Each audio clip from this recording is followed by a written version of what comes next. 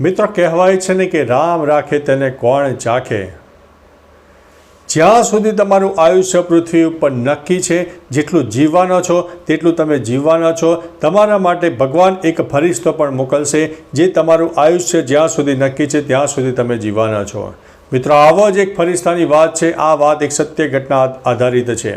મિત્રો વાત છે વડોદરાની।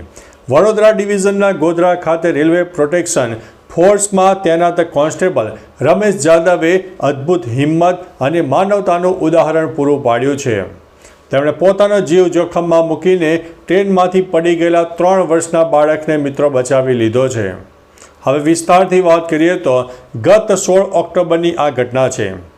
16 ઓક્ટોબરના રોજ બરૌની બાંદ્રા ટર્મિનસ અવધ એક્સપ્રેસમાં સંતોષ યાદવ તેમની પત્ની અને નાના પુત્ર સાથે મુઝફ્ફરનગરથી વાપી જઈ રહ્યા હતા। ટ્રેન ગોધરા યાર્ડમાં પ્રવેશ કરે તે પહેલાં બાળક તેની માતા સાથે શૌચાલય તરફ આગળ વધતા હતા અને અચાનક દરવાજા નજીકથી તે બાળક લપસી ગયો અને બીજી રેલવે લાઇન હતી તેના ઉપર એ બાળક પડી ગયું।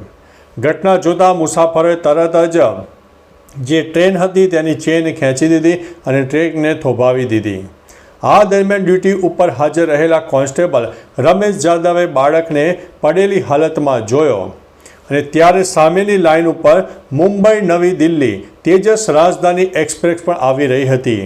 પરિસ્થિતિની ગંભીરતાથી સમજીને કોન્સ્ટેબલે પોતાના જીવની પરવા કર્યા વગર ટ્રેક ઉપર દોડી જઈને બાળકને સમયસર સુરક્ષિત જગ્યાએ ખેંચી લીધો અને તેના પરિવારને આ બાળક સોંપવામાં આવ્યો।